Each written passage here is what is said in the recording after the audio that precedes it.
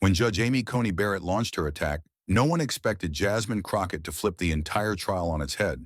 The chamber was heavy with silence, a silence that carried the weight of history, power, and the kind of tension that makes even seasoned politicians glance nervously at one another. It began with a single cutting remark. Sharp, clinical, the sort of sentence that seems designed not to question, but to wound. Barrett leaned forward, her tone laced with the kind of authority that doesn't just challenge your argument. It dares you to exist in the space at all. The air shifted. You could feel it. Gasps broke out. Low murmurs darted through the rows like sparks jumping off a live wire. Some froze in disbelief, others smirked, waiting to see if Crockett would stumble. It was the kind of moment that headlines are made from. One side reveling in the audacity, the other side stunned by the sheer gall of it. Barrett's words weren't just legalistic. They were personal. They dripped with the condescension of an institution that has, time and time again, dismissed those who dare to challenge its authority. And in that instant, it seemed like history was repeating itself. The powerful silencing the voice that dared to rise against them. But then all eyes turned to Jasmine Crockett. She sat still, her expression calm but unshaken. The kind of composure that doesn't come from privilege but from years of being underestimated and still refusing to back down. She didn't rush to respond. She let the sting of the words echo in the chamber, let the arrogance of Barrett's attack hang in the air long enough for everyone to feel its weight. And as the silence stretched, something began to change. You could almost sense it. The faint smile forming at the corners of Crockett's mouth, the steady breath she drew, the quiet power of someone who has been here before, who knows that dignity, when wielded right, can be louder than any insult. The audience leaned in. Cameras caught every flicker, every heartbeat of suspense. What would she say? How could she possibly respond? But what came next wasn't just a defense. It was a reversal that left the entire courtroom stunned. The chamber's silence after Barrett's opening jab wasn't just about one remark. It was about what this entire hearing represented. This was more than a clash of personalities or a war of words. It was a test of what kind of justice America still believed in, a moment where the very balance between truth and power hung in the air. For Judge Amy Coney Barrett, the stakes seemed clear: to assert authority, to remind everyone that she was not just a participant, but a guardian of the establishment's weight. She spoke with the confidence of someone who had long lived within the walls of power, someone who believed the robe she wore gave her final say. For her, this wasn't just another confrontation. It was an opportunity to reinforce the order, to put a rising voice in its proper place. But for Jasmine Crockett, the stakes were altogether different. She wasn't carrying just her own reputation into that chamber. She carried the echoes of people who had been dismissed, doubted, and diminished for generations. She wasn't there to simply argue points of law. She was there to prove that truth doesn't crumble when confronted by arrogance. She was there to show that dignity, even when under attack, could stand taller than the authority that tried to silence it. Every eye in the chamber reflected the magnitude of the moment. Some were eager for Crockett to falter, ready to write her off as overmatched, a minor figure in the shadow of a towering institution. Others leaned forward, silently rooting for her, desperate for her voice to cut through the noise and speak the words they wished they could say themselves. This wasn't just about legal technicalities. It was about identity. It was about who gets to tell the story of America and whose version of justice is believed. Barrett represented the cold steel of the establishment, a reminder of how the system had always protected itself. Crockett embodied the fire of defiance, the unshakable will of those who refused to let their voices be erased. And so the chamber transformed into something bigger than a courtroom. It became a stage where the larger battle lines of the nation were drawn: order versus justice, authority versus truth, arrogance versus dignity. Every word mattered because it carried the weight of far more than the case at hand. It carried the weight of an entire people watching, waiting to see if their story would finally be heard. You could sense the anticipation rippling beyond those walls. On social media, clips of Barrett's words were already circulating, sparking debates, igniting outrage. Commentators were rushing to frame the moment. Was this an exposure of weakness or the setup for an unexpected reversal? Across the country, people weren't just waiting for Crockett's reply.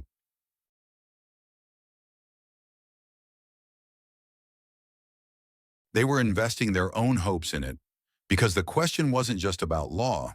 It wasn't just about procedure or precedent. It was about whose story America was willing to believe.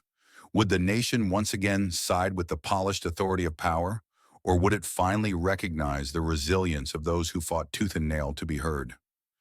As Crockett prepared to speak, that question loomed larger than the chamber itself. The silence was no longer empty.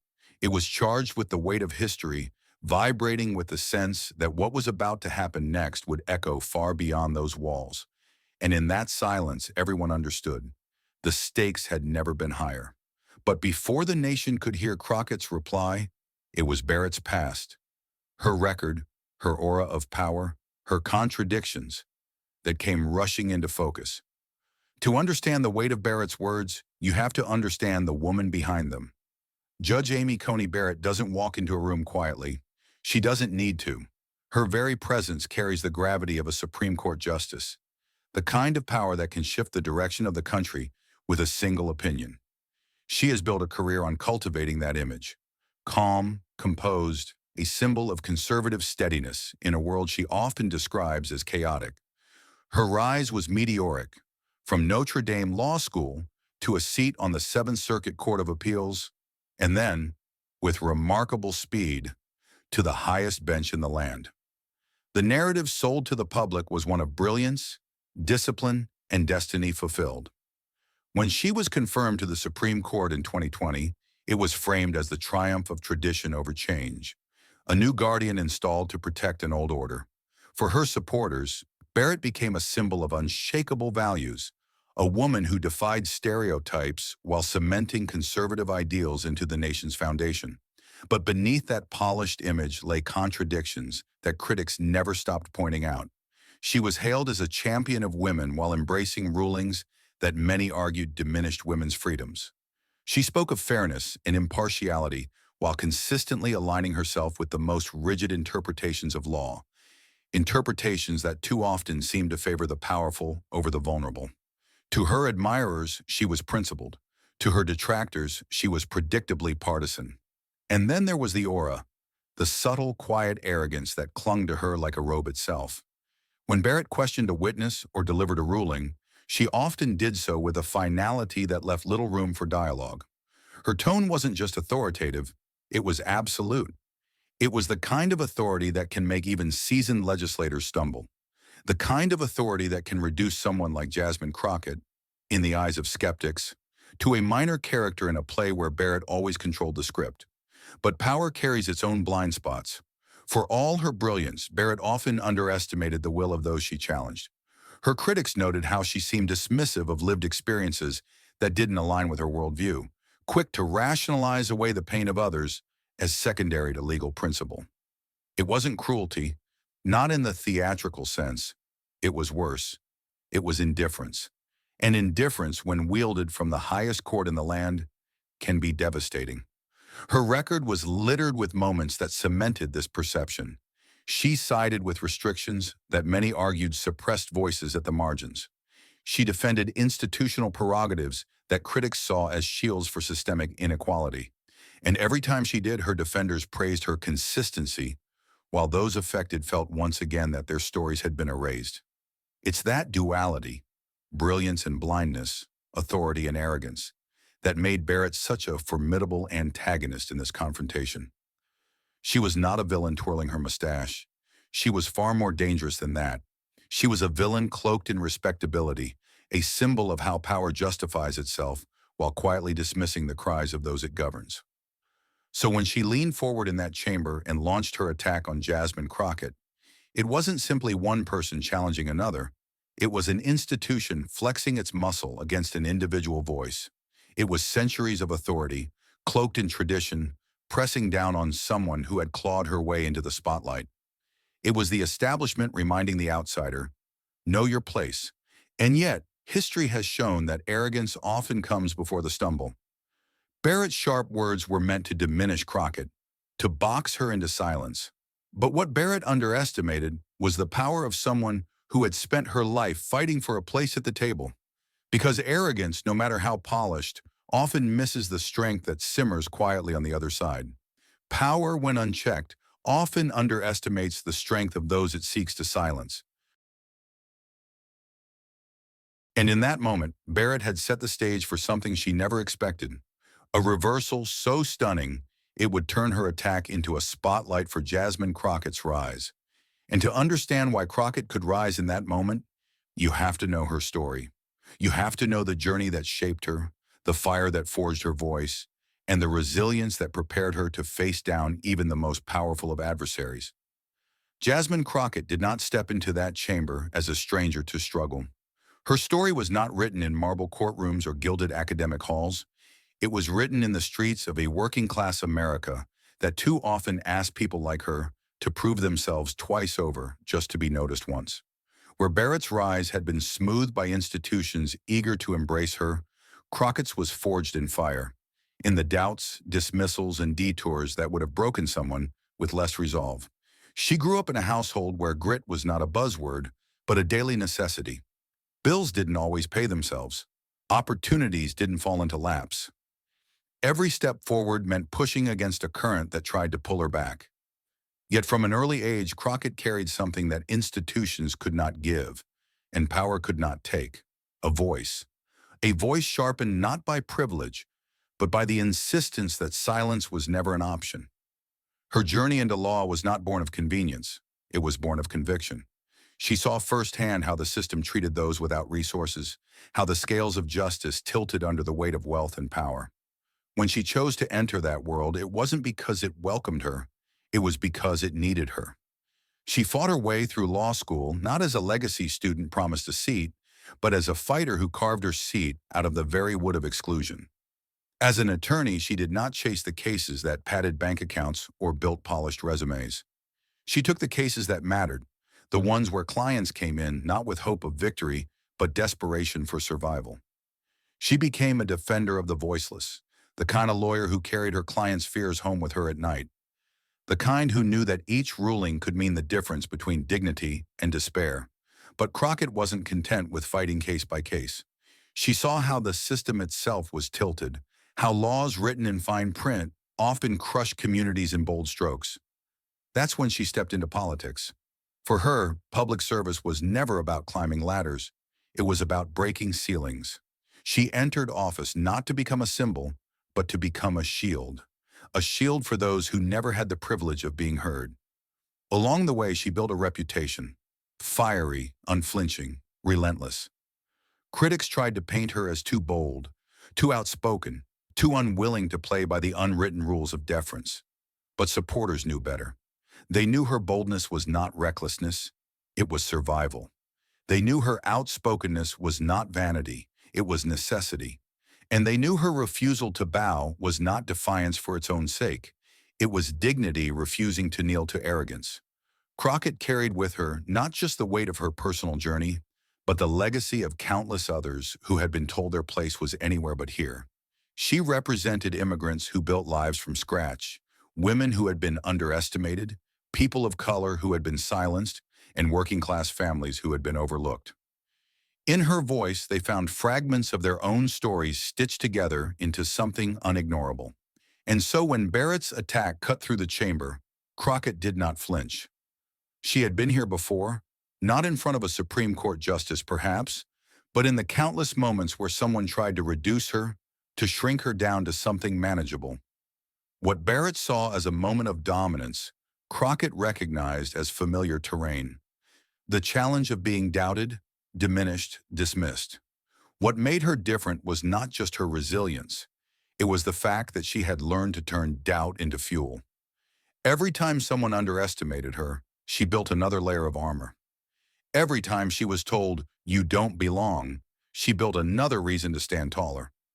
By the time she entered that chamber, she was not just ready for a fight, she was forged for it.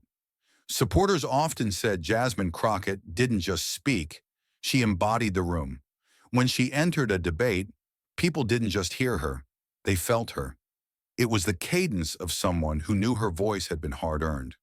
It was the passion of someone who carried the stories of others on her shoulders. And it was the clarity of someone who knew exactly what was at stake when she spoke. That's why the moment mattered. When Barrett threw her words like a gauntlet, it wasn't only Crockett who was being tested. It was every voice she carried with her.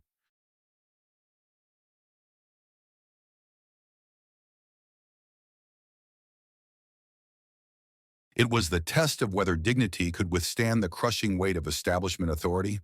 And in that test, Crockett wasn't about to back down. Her journey had prepared her for this exact clash, even if Barrett didn't realize it. Because Crockett's story wasn't one of survival alone. It was one of transformation.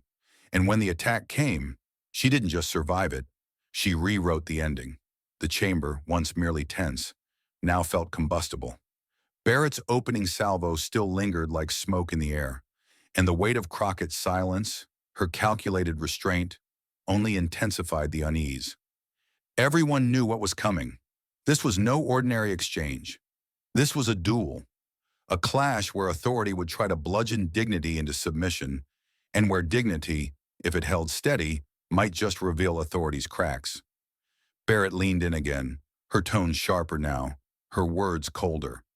She pressed her argument with a kind of precision honed by years of judicial dominance, dissecting Crockett's position, not with curiosity, but with the kind of disdain meant to expose weakness.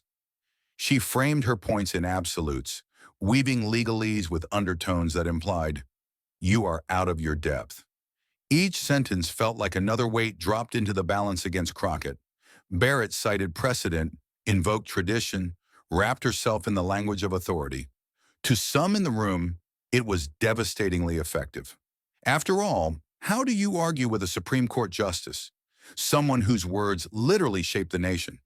But to others, it felt heavy-handed, overbearing, a show of power designed less to seek truth and more to silence opposition. Crockett listened.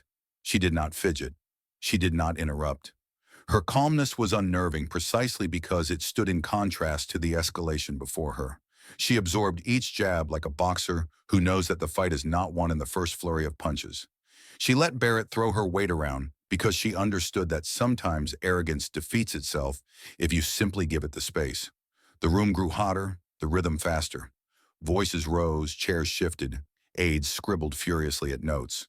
Observers craned their necks, caught between awe at Barrett's dominance and anticipation of how Crockett might answer.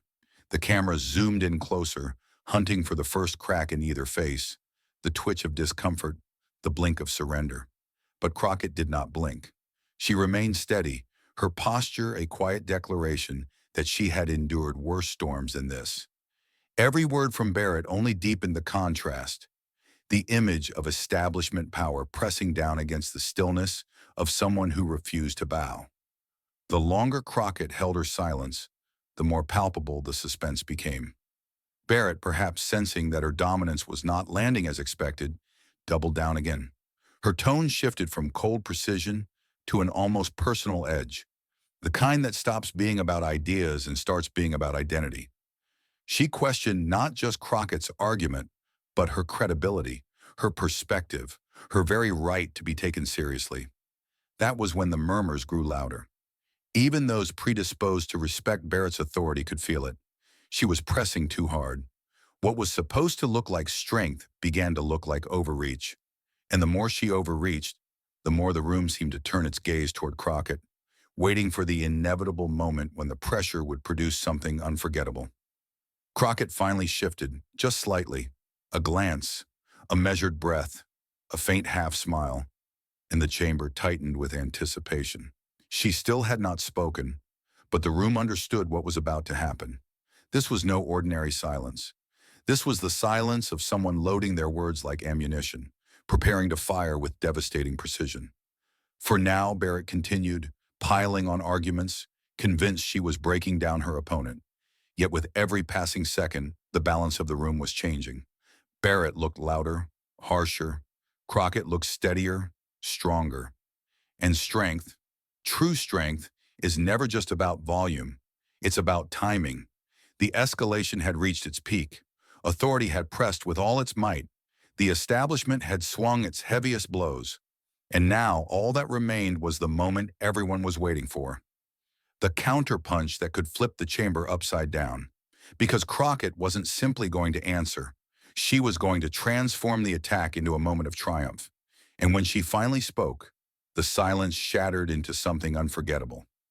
The silence broke with a single breath. Crockett leaned forward, her voice steady, low, and deliberate. The kind of tone that doesn't fight for attention, but commands it. Every word landed with the weight of lived experience, sharpened not by arrogance, but by truth. Where Barrett's voice had filled the chamber with authority, Crockett's voice cut through it like a blade through silk.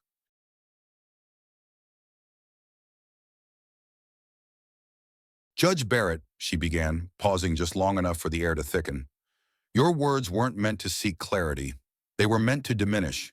But let's be clear, I did not come here to be diminished. I came here because people in this country deserve to be heard." The chamber shifted. The murmurs hushed. Cameras caught the flicker in Barrett's eyes, the faint tightening of her jaw. Crockett's voice didn't rise, but it carried. It carried because it was rooted in something deeper than argument. It was rooted in conviction. She reminded the room who she was and why she was there. She spoke of growing up in spaces where the system didn't work for everyone, where justice was not a guarantee but a gamble. She laid bare what it meant to fight through those odds, not for accolades, but for the chance to stand in rooms like this and demand that the overlooked be recognized. "You see," Crockett continued, "the law is not just words on a page. It is people's lives. And when the law is wielded like a weapon against those without power, it does not deliver justice. It delivers silence. I did not come here to be silent." Gasps fluttered across the room. It wasn't just what she said. It was how she said it. Calm, deliberate, unstoppable. Barrett shifted in her chair, suddenly the one on the defensive, her aura of unshakable authority chipped away by Crockett's refusal to bow. Crockett pressed further, flipping Barrett's attack into an indictment of the very system Barrett represented. She reminded the room of the countless Americans whose stories never reached these walls, whose dignity was too often dismissed by those cloaked in power. She painted vivid pictures of families silenced by bureaucracy, workers discarded by corporations, communities erased by policies written without their voices at the table. And then she turned back to Barrett, her eyes steady. "So when you question my place here, you are not questioning me alone. You are questioning every voice I represent. You are questioning every person who has been told they do not belong. And I assure you, Judge, that question has already been answered by the fact that I am here." The audience erupted, some with applause, some with audible gasps of disbelief that anyone would dare to confront Barrett so directly. Social media clips began to circulate almost instantly, hashtags forming in real time as Crockett's words reverberated far beyond the chamber walls. Barrett tried to interject, to reassert control, but Crockett pressed on, her cadence rising now, her words picking up rhythm and force. It was no longer just rebuttal, it was revelation. She was not only countering the attack, she was exposing it, stripping it of its authority, revealing its arrogance for what it was. "The difference between us," Crockett declared, her voice steady, "is that you believe power gives you the final word. I believe people do. And people are watching, Judge. They are listening. And they will not forget who tried to silence them and who stood up to speak for them." The room thundered. Even those who moments ago doubted her now leaned in, captivated. The shift was undeniable. Barrett's authority, once towering, now looked brittle. Crockett's composure, once underestimated, now radiated as the undeniable center of the moment. And then came the line that sealed it. The mic drop, the point of no return. Crockett leaned forward, her voice quiet again, forcing everyone to listen closely. "You asked if I belong here. My answer is simple. I belong wherever truth is spoken, and if that threatens power, then perhaps it is power that does not belong." The silence that followed was not the silence of dismissal, but the silence of awe. Barrett sat back, her face taut, her words lost. Crockett had not only defended herself, she had flipped the entire dynamic, transforming what was meant to humiliate her into a defining moment of triumph. The courtroom, once Barrett's arena, now belonged entirely to Jasmine Crockett. And just as the tension seemed to reach its peak, Crockett stopped. She didn't overplay it. She didn't ramble. She let the weight of her words hang in the air. Let the cameras capture Barrett's discomfort. Let the nation absorb what had just happened. It was a masterclass in restraint and power, in knowing exactly when to land the final blow. And the effect was undeniable. Barrett's attack had crumbled under its own arrogance, and Crockett's response had not only restored her dignity, but elevated it into something unforgettable.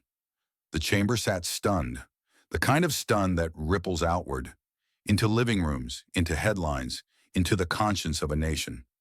Crockett had not just defended herself. She had flipped the trial, flipped the narrative, flipped the story into one that would be told again and again. But the real shock came after the hearing ended.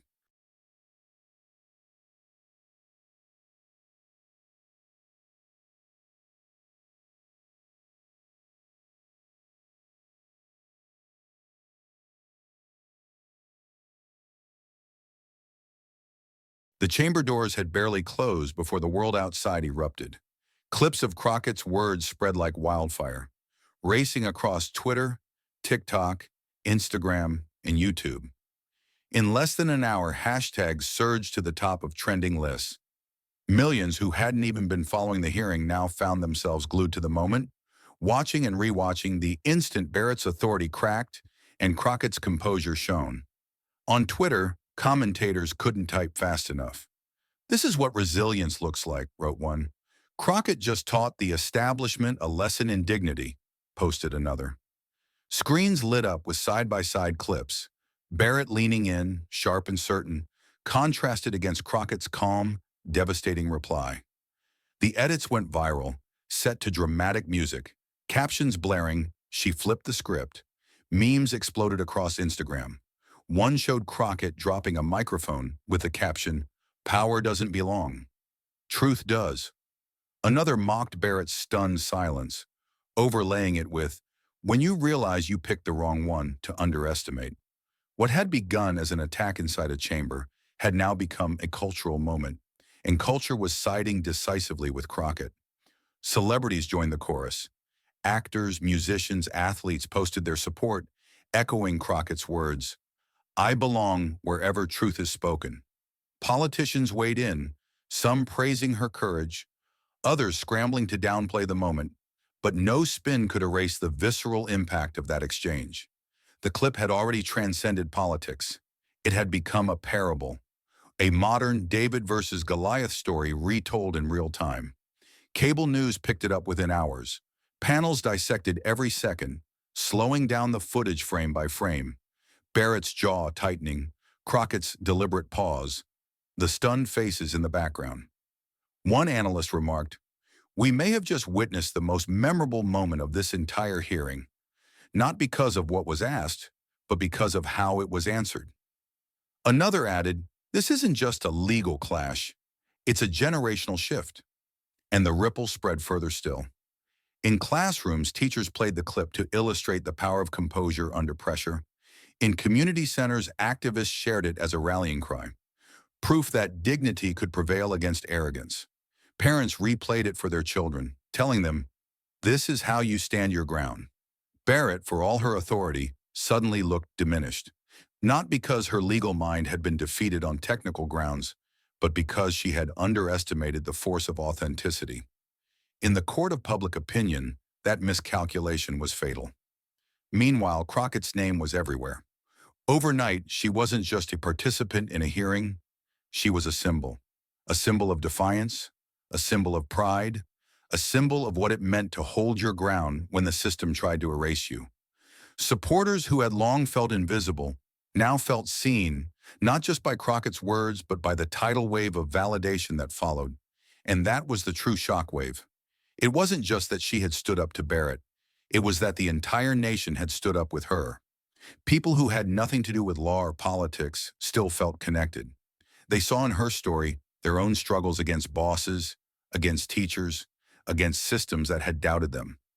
They saw in her calm resistance the possibility that they too could rise above dismissal and prove their worth. The hearing was over, but the conversation had only just begun. For days, the moment dominated headlines.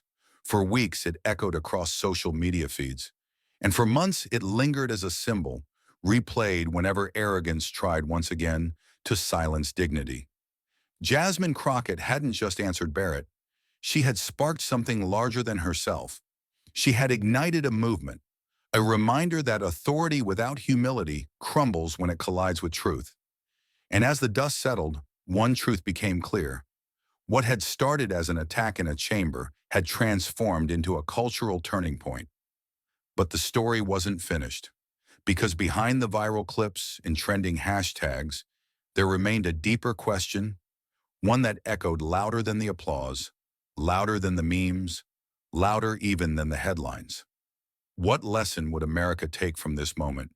Would it fade into noise, or would it rise into something greater, a moral turning point? The answer would come in the resolution. In the quiet that followed the frenzy, the meaning of that clash began to crystallize. What Jasmine Crockett had done wasn't just win an exchange in a chamber. She had reframed the entire debate. Barrett's words intended to diminish had instead elevated. The attack meant to box Crockett into silence had unlocked a universal truth, that dignity endures, even when arrogance tries to trample it. This wasn't about law anymore. It wasn't about titles, robes, or authority. It was about the deeper struggle at the heart of America. Who gets to belong? Who gets to speak?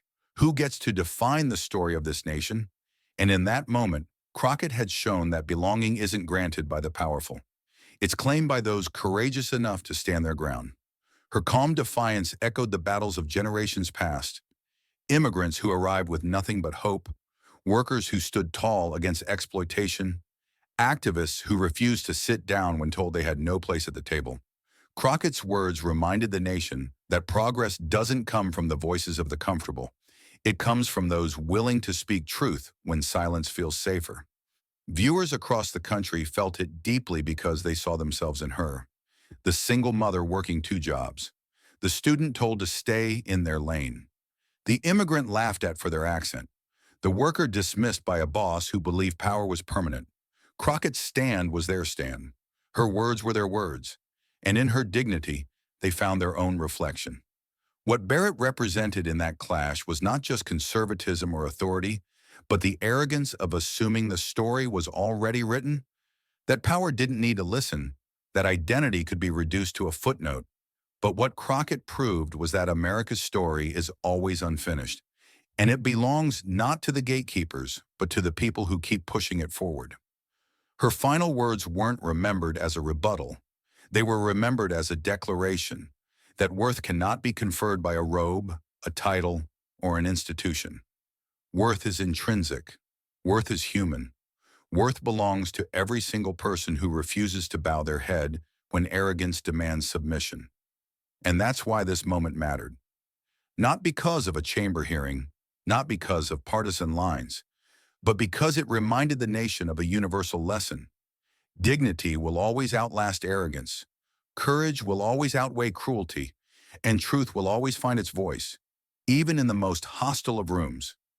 In years to come, people may forget the exact date of the hearing, they may forget the wording of Barrett's sharp question, but they will not forget the sight of Jasmine Crockett, steady and unshaken, turning an attack into an anthem. That image will linger because it carries within it the story of America itself, a story that insists again and again that no matter who tries to silence it, truth belongs here. And in that chamber on that day, truth spoke. Once spoken, it could not be silenced. Once heard, it could not be ignored. The moral was clear. Power without humility collapses, but dignity, once claimed, becomes unstoppable. And so the question for the nation was no longer whether Crockett had won or Barrett had faltered. The question was whether America was willing to embrace the lesson. That greatness is not defined by who shouts the loudest, but by who stands with the most dignity when the world is watching. Because in that single moment, America saw itself, and it was reminded of the country it still had the chance to become. But there was still one last piece to this story, the call to action. Because Crockett's words had sparked more than applause, they had sparked a movement. and the choice of what to do with that movement now rested with those who had witnessed it. So when the dust finally settled, one truth stood taller than all the rest. Judge Barrett's attack hadn't landed the way she intended. Instead, it had backfired spectacularly. What was meant to diminish had only amplified. What was supposed to silence had instead set a voice free. And in that reversal, Jasmine Crockett proved something unforgettable. Arrogance may have the stage, but dignity always owns the spotlight. Think back to the opening line. When Judge Amy Coney Barrett launched her attack, no one expected Jasmine Crockett to flip the entire trial on its head. Now you've seen how it unfolded, how words designed to wound became fuel for resilience. That's the story worth carrying forward, because it isn't just Crockett's story. It belongs to anyone who has ever been underestimated, dismissed, or told they don't belong. This clash will be remembered not as a simple debate, but as a moment when truth pushed back and refused to break. And it leaves us with a choice. Do we allow arrogance to keep writing the script of our nation? Or do we amplify the voices that remind us what America can be at its best? If you believe in courage over cruelty, in dignity over arrogance, in voices like Jasmine Crockett's rising above the noise, then this is your moment too. Share this story. Pass it on. Because every time it's told, the lesson grows stronger. Subscribe, join the movement, and stand with those who refuse to be silenced. Because as this story proves, when arrogance attacks, dignity doesn't just survive. Dignity wins, and it always will.